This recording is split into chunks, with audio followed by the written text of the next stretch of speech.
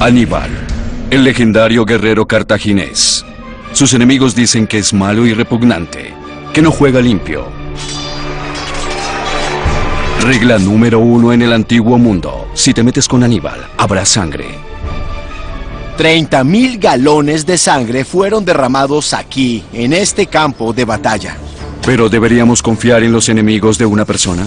¿Fue Aníbal un gran general o simplemente un asesino despiadado? Nuestros investigadores examinarán detenidamente la vida de Aníbal, llevarán a cabo una serie de pruebas científicas y rastrearán sus pasos de muerte y destrucción. Es una historia detectivesca, una pista tras otra, tras otra, tras otra. Un psiquiatra sentará a Aníbal en el diván.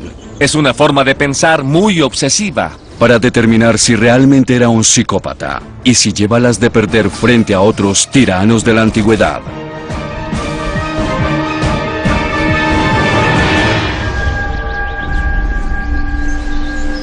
Aníbal tiene fama de ser el general más cruel de la antigüedad, con un particular odio por Roma.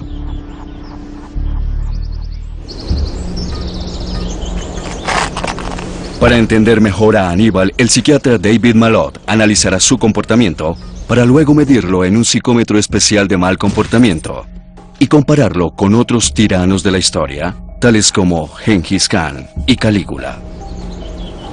Debo evaluar si la violencia y brutalidad que Aníbal aplicaba tenían fines estratégicos específicos o si era meramente por placer. Aníbal tiene unos antecedentes espeluznantes.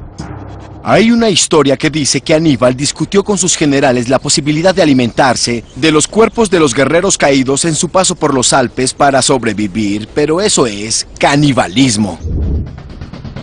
Aníbal forzó a un soldado romano a pelear a muerte contra un elefante. Cuando uno de sus esbirros desertaba, Aníbal mandaba a quemar a su esposa e hijos. Simplemente era una venganza sangrienta. Crucificó a un explorador por haberle dado direcciones incorrectas. Y mató salvajemente a 50.000 soldados romanos en un solo día. Aníbal tiene una fama aterradora. Es codicioso, cruel, casi un monstruo. Pero las historias de crueldad provienen todas de Roma, la ciudad que Aníbal trató de destruir. ¿Podemos confiar en los romanos? No podemos estar seguros de si la propaganda era justa o no, pero sí de que los romanos tratarían de describir a Aníbal como un bárbaro. Entonces, ¿quién es el verdadero Aníbal? La búsqueda de respuestas comienza con su infancia.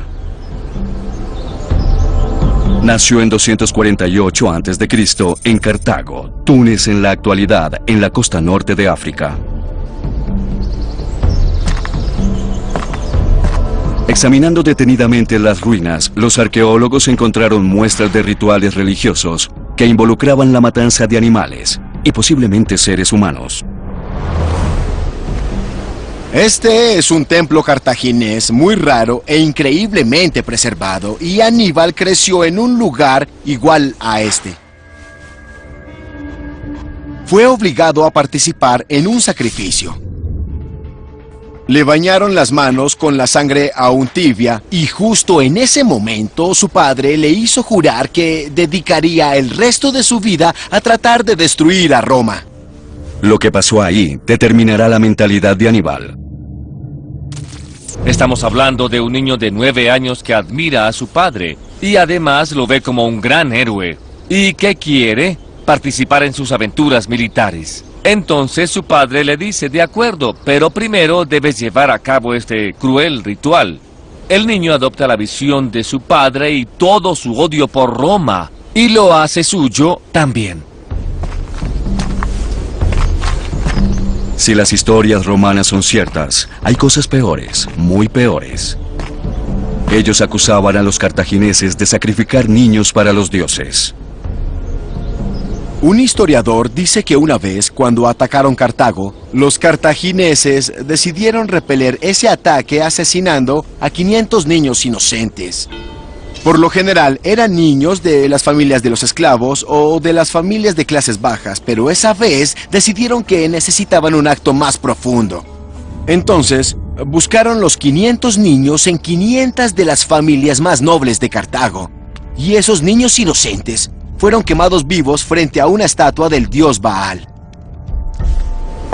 Los historiadores asumieron que eso había sido un toque romano para demonizar a los cartagineses. Pero algunos hallazgos en una zona de Cartago conocida como Tophet los hicieron dudar. Este podría ser el sitio más horrible del mundo antiguo.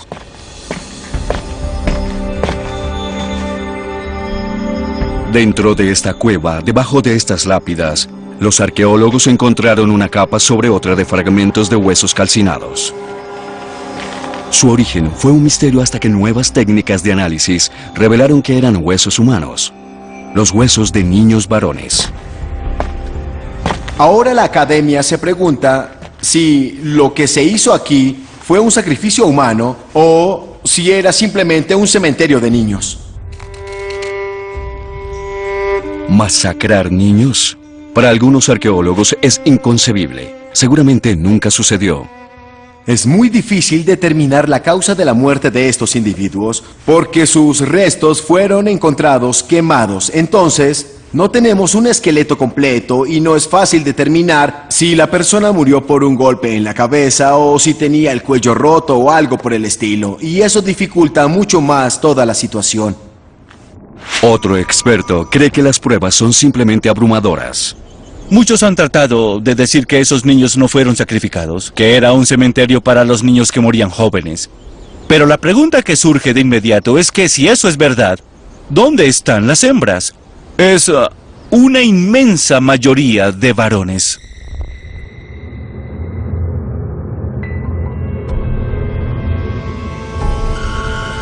Las pruebas son irrefutables, pero sí es posible que tengamos 30.000 brutales sacrificios de niños. El veredicto. Las historias de horror podrían ser ciertas. Aníbal tuvo que poner sus manos sobre la víctima sacrificada aún respirando. Ni siquiera sabemos si fue un animal o un ser humano. Eso sería un hecho traumático y dramático determinante para la vida. ¿Qué clase de impacto pudo haber causado en Aníbal? Él va a endurecerse y va a volverse insensible. Va a aprender que la vida no cuesta nada. Es como un niño soldado. Y a medida que avanza, va a continuar con la visión de su padre. El efecto de Aníbal va a ser muy profundo. Entonces, ¿por qué todo ese odio? Cartago y Roma han luchado durante años por el control del comercio en el Mediterráneo. El padre de Aníbal era el comandante del ejército de Cartago. Una guerra de 23 años se cierne sobre el Mediterráneo. Aníbal, apenas un adolescente, se embarca para pelear en España. A los 20 años ya dirige un ejército y desde el comienzo no es agradable para nadie.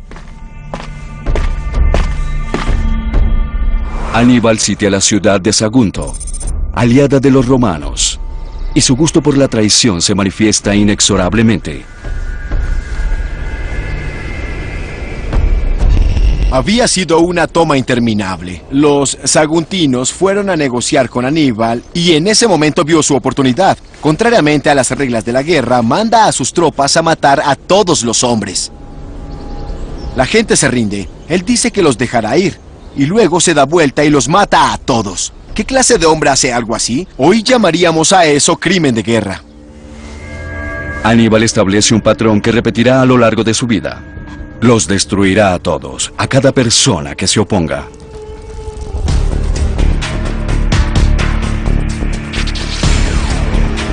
En 218 a.C., a la edad de 30 años, Aníbal le pone su ojo malévolo al gran premio, Roma. Él decidió que ha llegado la hora de cumplir su juramento. Pongamos la decisión en contexto. Roma es una de las grandes superpotencias del mundo. Tanto el cuñado como el padre de Aníbal han luchado contra los romanos, pero nunca contra Roma directamente. Ahora Roma es su objetivo final. Aníbal da pie a un conflicto épico que destruirá todas las legiones romanas y matará a decenas de miles de sus propios hombres.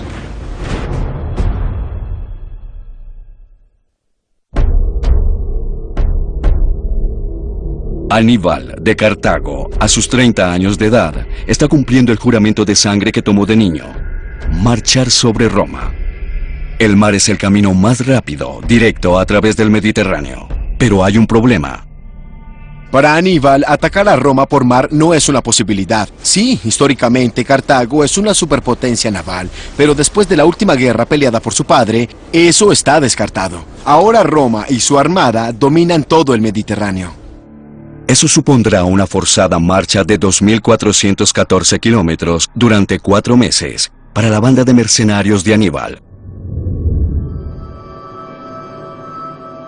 El ejército de Aníbal era una mezcla de extranjeros y mercenarios reclutados en todas partes. Por ejemplo, la caballería númida proveniente de lo que es Argelia hoy en día tenía espadachines españoles, tenía tropas especializadas como los honderos de las Islas Baleares. Así que era una verdadera mezcla de razas, lenguas, costumbres y culturas. Además de los 50.000 soldados, también están los seguidores del campamento, como mujeres y niños. Es un circo armado, empezando por los 37 elefantes que llevan, la superarma de Aníbal. Lo que pasa con los elefantes es que si nunca has visto uno, son increíblemente aterradores. Pero cuando la gente los ve, cuando se acostumbran a ellos, no tanto. Es como un arma de un solo tiro, como una apuesta. Llevar estas torpes bestias al campo de batalla es la decisión más famosa que Aníbal haya tomado. Y quizá también la más tonta. Los problemas de Aníbal empiezan cuando un ejército romano es enviado a interceptarlo en Masilia, hoy en día Marsella. Aníbal decide atacar por la puerta trasera a través de los Alpes. Incluso antes de acercarse tanto, los elefantes anuncian problemas. Este es el río Ródano, en la periferia norte de Arles. Pero claro, en la época de Aníbal esto debió haber sido un campo abierto. Y Aníbal tiene el problema de cómo pasar 50.000 hombres al otro lado del río, donde los esperan las hostiles tribus galas. Eso ya es bastante malo, pero también tiene el problema de cómo hacer que 37 elefantes atraviesen un río como este. Aníbal ordena a sus hombres construir una enorme balsa para llevar los elefantes al otro lado del río. Subieron los elefantes en pequeños grupos, pero apenas comenzó el balanceo, los elefantes se aterrorizaron y algunos de ellos saltaron al agua. Sus cuidadores fueron arrastrados con ellos y se ahogaron. Ellos dijeron que todos los elefantes lograron cruzar el río, pero debió ser un caos total. Y hay cosas peores más adelante. Esto es lo que ahora separa a Aníbal de Roma. Las montañas de los Alpes, que se elevan a casi 5.000 metros de altura. Aníbal salió de España en julio, pero ya es octubre. Su ejército no está preparado para hacer alpinismo, mucho menos con la temperatura que desciende rápidamente. Las condiciones son terribles. El ejército de mercenarios está acostumbrado al terreno agreste, a situaciones difíciles en el norte de África. Subir a los Alpes es algo totalmente diferente. A 5.000 metros de altura, más la nieve y el frío, es una experiencia nueva y van a quedar traumatizados. Para poder comprender la dificultad, necesitamos saber qué ruta toma Aníbal. Un equipo de la Universidad de Stanford, en California, Estados Unidos, espera descubrirla. La ruta de Aníbal, incluso después de 2230 años, sigue siendo un misterio. Es un misterio del que se ha escrito cientos de veces. Es una historia detectivesca. Es una pista tras otra, tras otra, tras otra, y relacionarlas con otras. Investigan posibles lugares en los que el ejército de Aníbal pudo haber acampado. Buscan monedas, armas, cenizas de miles de fogatas de campamentos. Cualquier cosa que indique que Aníbal pasó por aquí. Como ven aquí, hay un material de color negro en el suelo.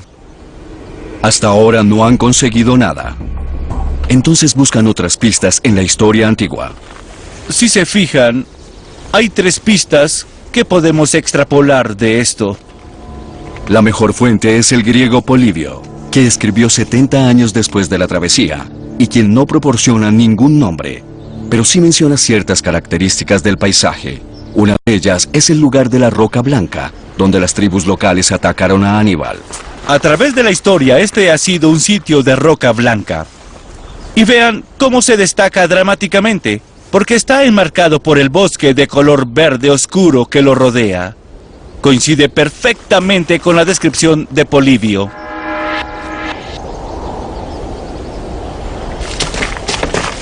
Basados en estas pruebas, Aníbal debe dirigirse hacia un paso alto llamado Puerto de Clapié, a 2.438 metros sobre el nivel del mar, y donde las temperaturas pueden caer a niveles de congelación. Es un ambiente totalmente extraño para un ejército africano.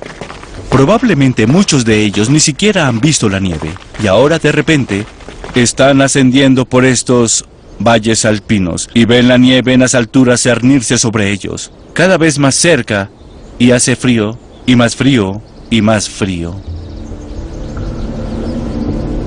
En esta región las temperaturas pueden llegar a los menos 5 grados centígrados en la noche. El frío es implacable para aquellas tropas cuyos ropajes son de lino ligero.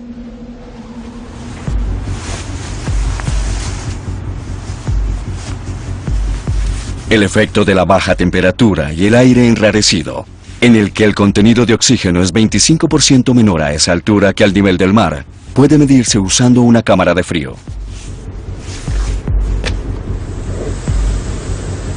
Vamos a fijar la temperatura de la cámara a menos 5 grados Celsius, que son 23 grados Fahrenheit, y habrá viento para simular las condiciones en las que él cruzaría la montaña. También vamos a controlar los niveles de oxígeno, así podremos recrear lo que hacían los soldados de Aníbal en los Alpes. Un voluntario lleva un fino vestido para simular los ropajes de la caballería númida de Aníbal.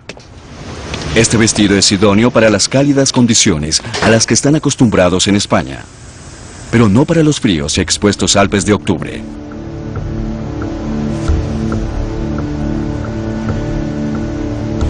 La marcha de Aníbal desde el nivel del mar hasta el alto paso en la montaña dura 10 días, y la temperatura continúa cayendo progresivamente.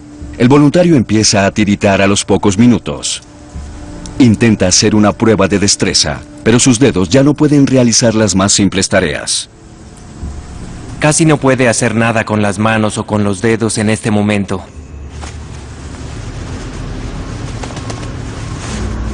Muy bien, ya tenemos 18 minutos. ¿Puedes ponerte de pie y hacer la prueba de la fuerza de mano, por favor?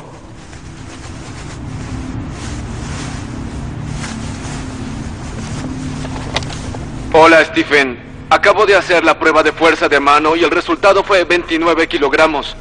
Su fuerza de agarre ha disminuido 40%. Entonces, ¿cómo podría pelear con una espada o forcejear con el enemigo? La habilidad para usar sus manos, que es crítica para la supervivencia, ya debería haber descendido notoriamente y solo han transcurrido entre 15 y 20 minutos. 10 minutos más tarde, el voluntario realmente está empezando a sufrir. Los escalofríos son agotadores. Su cerebro exige más oxígeno para combatir la fatiga. La respiración rápida consume energía de su cuerpo. Si este fuese uno de los hombres de Aníbal, ya no podría pensar claramente, ni caminar correctamente en esos peligrosos caminos montañosos. Uno de los primeros signos de la hipotermia es la dificultad para concentrarse. Realmente estás concentrado en poner un pie delante del otro. No eres capaz de notar ningún peligro que puedas tener a tu alrededor. Si la temperatura corporal sigue bajando, empiezas a correr el riesgo de sufrir un paro cardíaco. Luego de 32 minutos, el doctor detiene el experimento.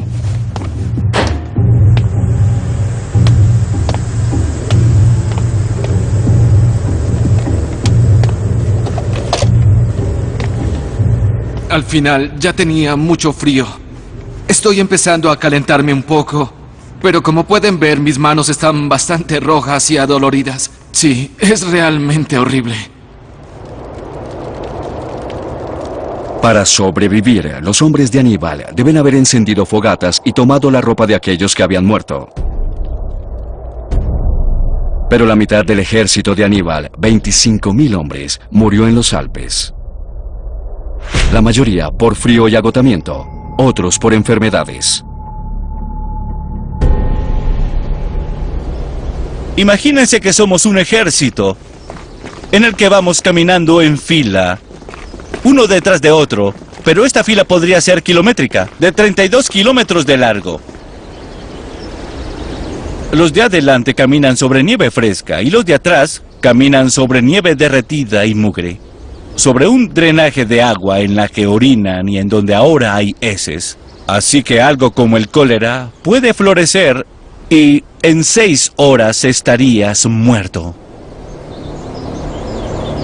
Cruzar los Alpes debería llevarse una semana, pero Aníbal se tardó 2. ¿Por qué? Todo se debe a los elefantes. Demoran a todo el ejército y comen 136 kilos de pasto al día.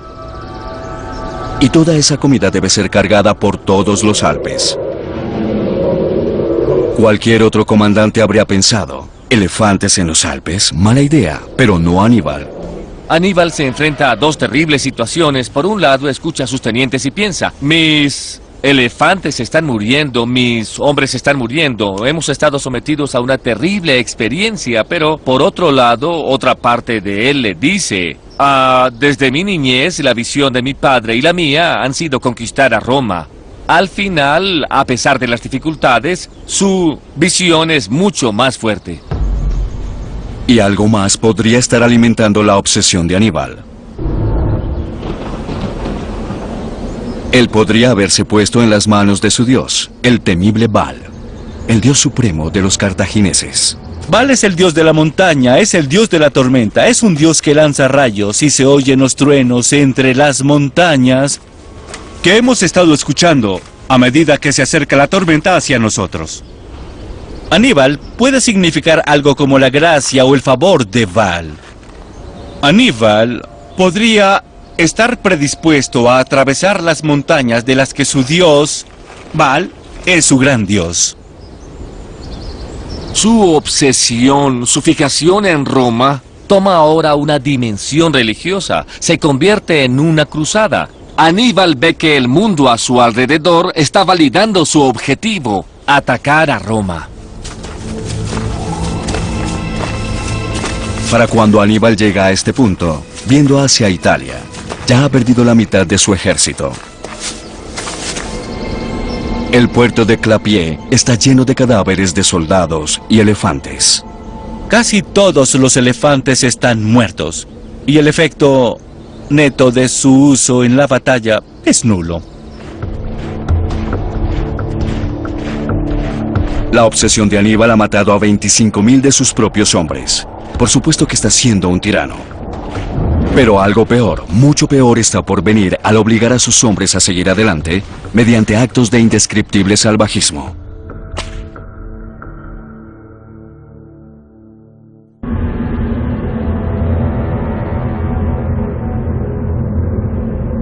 ...218 a.C., Aníbal lo ha apostado todo a su obsesión de toda la vida: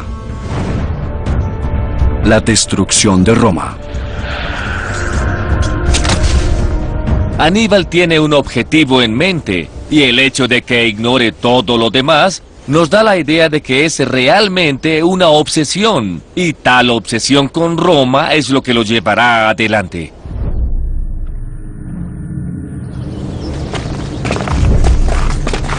Durante su travesía por los Alpes hacia Italia, Aníbal perdió la mitad de su fuerza de 50.000 hombres a causa del frío, del hambre y de enfermedades. Los sobrevivientes no están contentos. Aníbal tiene que enseñarles quién es el jefe. Entonces, reúne a algunos prisioneros y los hace pelear a muerte entre ellos.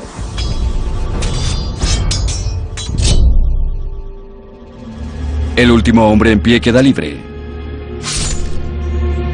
¿Qué está tratando de probar?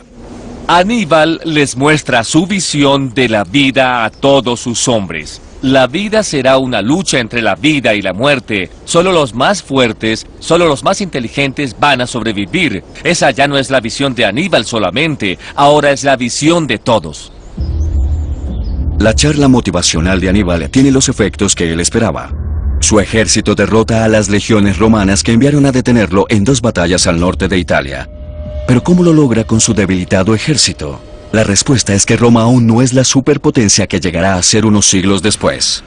2 cónsules gobiernan la ciudad por turnos. E increíblemente estos también se turnan para comandar a su ejército. La receta perfecta para un desastre militar. Era una estrategia política para que ninguno tuviera el poder supremo y de que compartieran el trabajo. Como se alternaban cada día, el comando del ejército nunca duraba más de 24 horas. En teoría, los dos colegas deberían cooperar entre ellos en un plan común. Pero si no estaban de acuerdo, no había nada que evitara que uno hiciera lo contrario del otro durante su día de gobierno. Aníbal va a explotar las debilidades de los romanos para su propio beneficio. Se entera de que han levantado un nuevo ejército en el sur de Italia, así que elude Roma para buscar al enemigo. A lo largo del camino, los historiadores antiguos hacen una lista de crímenes de guerra. El historiador Plinio, el viajero, cuenta una extraña historia. Dice que Aníbal pone a pelear a un soldado romano que habían capturado contra un elefante. Y le dice al soldado, si ganas la pelea contra este elefante, quedarás libre. Ahora lo extraño es que ese soldado gana.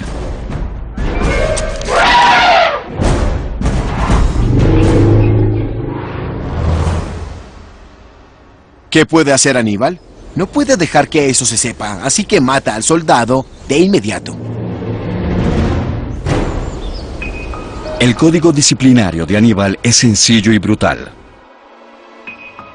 Cuando uno de sus seguidores deserta, Aníbal retiene prisioneras a su mujer y a sus hijas. Estas víctimas inocentes son torturadas y quemadas vivas. La esposa y los hijos son inocentes, pero eso no importa. Simplemente es una venganza sangrienta. Aníbal creería que sus actos eran totalmente justificados. Él ha sido traicionado y la traición debe ser castigada. Un detalle insignificante también puede causar la muerte. Cuando alguno de sus exploradores le daba una dirección incorrecta, Aníbal enfurecido lo mandaba a crucificar. ¿Por qué Aníbal se comporta tan mal? ¿Es acaso violencia sin sentido? ¿O existe una explicación racional para ello? Aníbal no es un psicópata, él no hace eso por diversión. Él les está dando el ejemplo a sus tropas. Es cruel, pero es crueldad con propósito. Durante la larga marcha hacia el sur, Aníbal contrae una infección que le ciega el ojo derecho permanentemente. Y eso no mejora su carácter.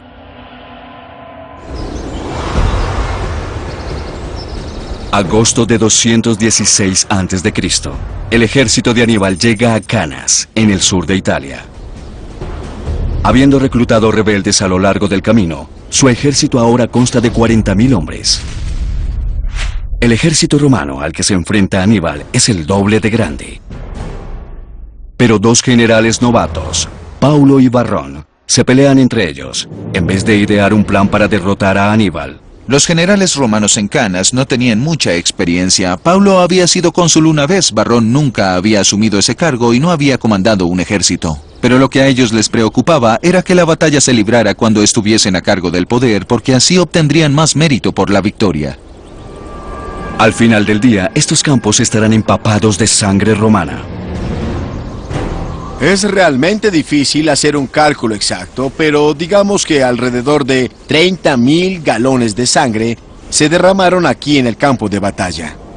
Incluso hoy en día es llamado el campo di sangue, es decir, el campo de sangre.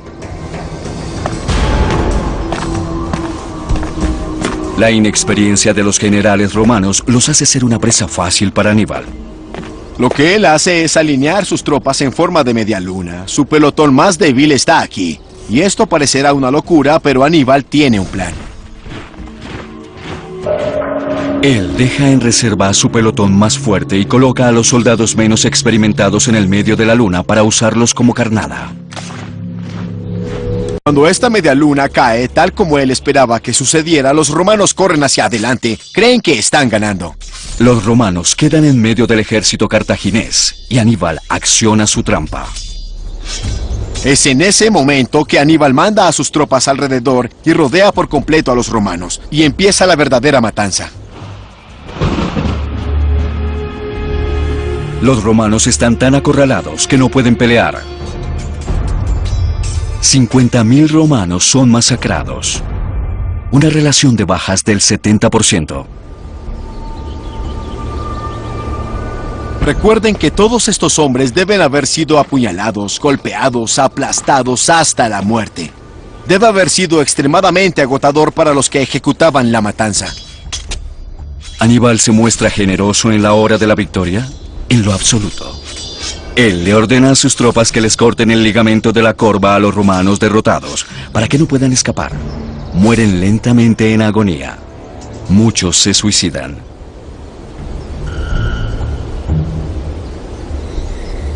La mañana siguiente presenta una escena grotesca. El campo de batalla de Canas está cubierto de cadáveres, con sus cabezas enterradas en agujeros poco profundos.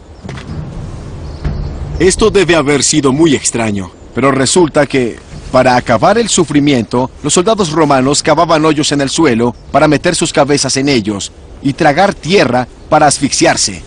Es como ahogarse con tierra. Y eso nos da una idea del terror y del sufrimiento que deben haber experimentado aquella noche después de la terrible batalla de aniquilación. Canas es la derrota más aplastante que sufre Roma. La ciudad entera está ahora a merced de Aníbal.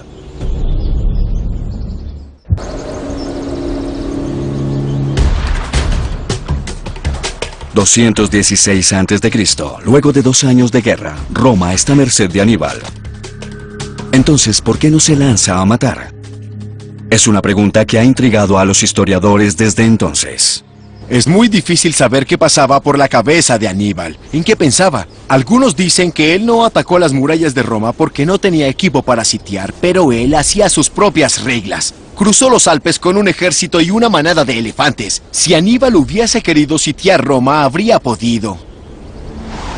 Aníbal es bueno en la batalla, quizá hasta un genio, pero es mucho mejor soldado que político. Aníbal trata de aliarse con las ciudades italianas rebeldes y falla estrepitosamente. Él quiere apoderarse de Roma, pero no tiene las cualidades necesarias para ello. Aníbal sabe cómo ganar una batalla, pero lo que no tiene es la flexibilidad y la creatividad para ser diplomático. En lugar de conseguir nuevos aliados, Aníbal sigue pensando que la clave para la victoria es tener una superarma. Los elefantes demostraron ser un desastre. Ahora trata de convertir a las serpientes en un arma de guerra.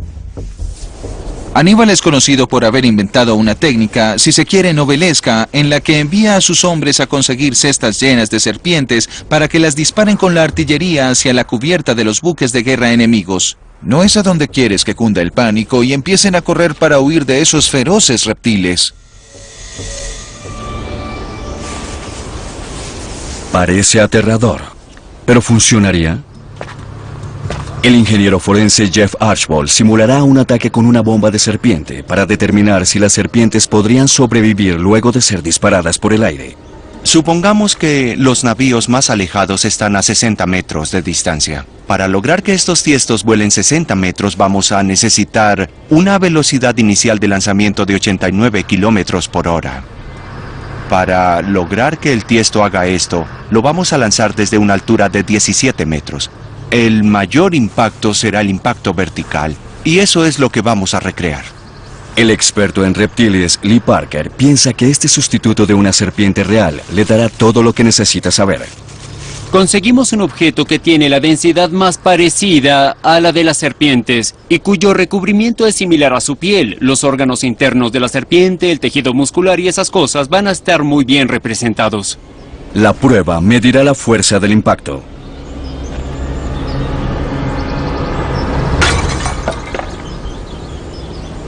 Lo que obtenemos aquí es un pico de poco más de 100.000 kilogramos de impacto, es decir, una fuerza de 130 o 140 G. Es el impacto que mataría a un ser humano, pero como las serpientes son más pequeñas, pudieron sobrevivir. Las serpientes en el fondo del tiesto amortiguan el impacto para las que están más arriba, así que la mayoría de ellas sobrevive. La posibilidad es muy alta. 10 o 20% de las serpientes morirían por el impacto, pero el 80% de ellas sobreviviría y causarían un gran impacto psicológico al verlas caer. En teoría, el arma funciona, pero ¿fue útil? Ayudaría a ganar algunos combates, pero no ganará la batalla por sí sola. De hecho, Aníbal no logra un éxito total. La obsesión de Aníbal con las superarmas, ya sean elefantes o serpientes, demuestra su falta de juicio estratégico. Es parecido a lo que hizo Hitler durante la Segunda Guerra Mundial cuando invirtió enormes cantidades de recursos en el desarrollo de tecnología de misiles, y en realidad casi con seguridad habría sido mucho mejor invertir esos recursos en armas convencionales. Creo que Aníbal tenía el mismo problema. Él creía que una superarma era la solución a sus problemas. Quizá le habría ido mejor si hubiese invertido sus recursos en más pelotones, más caballería y por supuesto más armas convencionales. La guerra de Aníbal comenzó como un relámpago, pero ahora ha llegado a un punto muerto. El gran error que cometió Aníbal fue subestimar la capacidad de los romanos de aceptar el castigo. Podían perder 50.000 hombres en una batalla, pero aún quedaban 700.000 hombres disponibles en toda Italia para ser reclutados. Podían sufrir pérdidas terribles en una batalla como la de Canas 10 veces y aún así seguir peleando. Aníbal se queda durante 13 años en Italia. Tiene 45 años de edad cuando los romanos lanzan su propio ataque sorpresa sobre Cartago. En 203 a.C., los ancianos le ordenaron a Aníbal regresar a Cartago. Había un ejército romano acampando afuera de la ciudad. ¿Qué hacía aún en Italia? El enfrentamiento se lleva a cabo aquí, en la llanura de Sama, en el norte de África. A pesar de su desastrosa experiencia con ellos en los Alpes, una vez más, Aníbal recurre a su superarma favorita, los elefantes de guerra. Aníbal tiene a su disposición unos 80 elefantes y tiene que enfurecerlos para la batalla. Según las fuentes antiguas, lo que él hace es darles alcohol a los elefantes y molestarlos muchísimo. Les acuchilla los tobillos, así que los tiene ebrios y enfurecidos. Ahora lo único que tiene que hacer es lanzarlos contra el enemigo y darles rienda suelta. Pero los romanos tienen un plan de defensa sencillo. Las legiones abren un hueco entre las filas y las grandes bestias pasan de largo. Algunas incluso se regresan y se estrellan contra las líneas del propio Aníbal.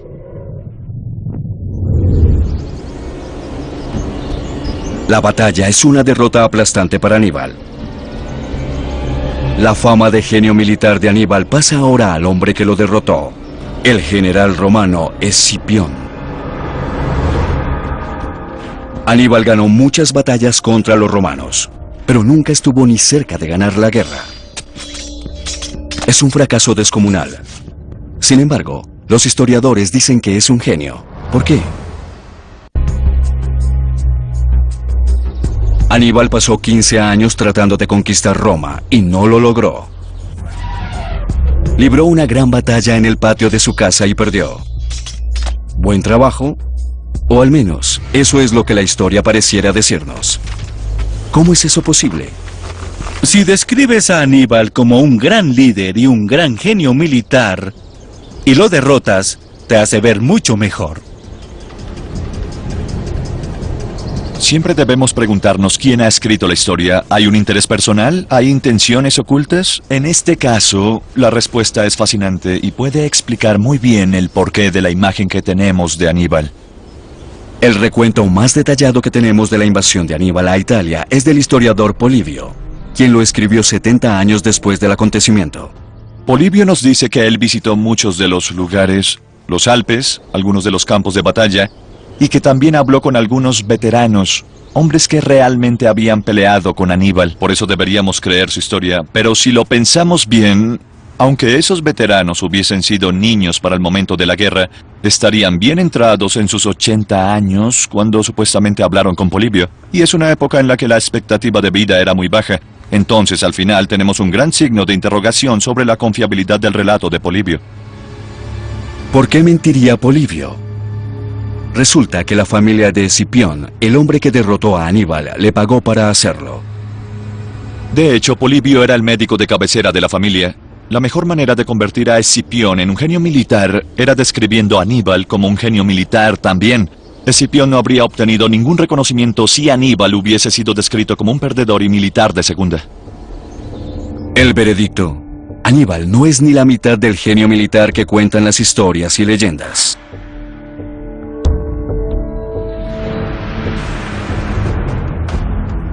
Aníbal abandona Cartago después de la desastrosa batalla de Sama, pero aún sigue buscando una pelea. Aún tiene que hacer algo para sobrevivir, así que se va al Mediterráneo Oriental, donde los reinos aún son independientes y son hostiles con Roma. A Aníbal aún le gusta la idea de pelear con los romanos, pero él es solo un mercenario. Aníbal está fichado, es el hombre más buscado en Roma. En 182 a.C., en Bitinia, hoy en día Turquía, Aníbal se entera de que un equipo de ataque romano está moviéndose hacia su posición. Él no dejará que los romanos lo maten, y mucho menos que lo capturen ni que lo arrastren encadenado hasta Roma como si fuera un triunfo. Así que Aníbal se suicida tomándose un veneno. Él está a cargo de su destino hasta el último momento. ¿Quién es el verdadero Aníbal? Él creció rodeado de odio por Roma y destruyó a todo aquel que se cruzó en su camino. Incluso hasta el más pequeño error, como dar mal una dirección, podría ser razón para matarlo.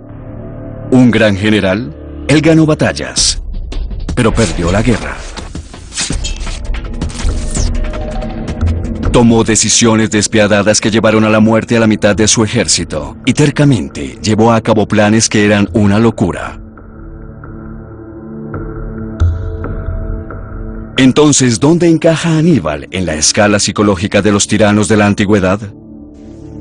Aníbal ha causado decenas de miles de muertes, 50.000 en la batalla de Canas, 25.000 de sus propios hombres cruzando los Alpes. Pero estas muertes son con un objetivo, tienen un propósito. Eso pone a Aníbal al mismo nivel de Julio César y Gengis Khan, para quienes matar era estrictamente un negocio y no un placer. Si estos fuesen asesinatos propios de un psicópata, serían mucho más aleatorios, mucho más sádicos, serían por placer y no tendrían relación con una gran idea. Y algo más acerca de la personalidad de Aníbal. Era obvio que había cometido un error garrafal en la marcha mortal por los Alpes, pero él no quiso o no pudo dar marcha atrás. Aníbal logra una puntuación muy alta en la escala de las obsesiones. Desde sus cortos 9 años, él se dedicó por completo a esta obsesión, destruir a Roma, una idea que heredó de su padre. No importa si hay algo más en su vida, él no tiene la flexibilidad para ver más allá de eso. Y esta es la puntuación de Aníbal. Un perfil similar al del líder militar escocés del siglo XIII, William Wallace. La fuente de inspiración de la película Corazón Valiente, y cuya obsesión fatal era acabar con los ingleses. Tenemos a 2 hombres que están dispuestos a sacrificar tropas para lograr sus objetivos. Se trata de ganar la batalla. Son estrategas brillantes, sin embargo, fuera del campo de batalla, son solo 2 caballeros que no tienen la flexibilidad ni la creatividad para tener éxito en otros aspectos de sus vidas. Los romanos resultaron ser mucho mejores constructores de imperios que Aníbal. También supieron crear una mejor imagen, labrando inteligentemente la reputación de su peor enemigo.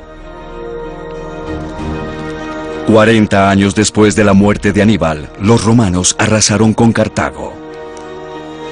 Y el único Aníbal que sobrevivió fue el que se ajustó a sus propósitos.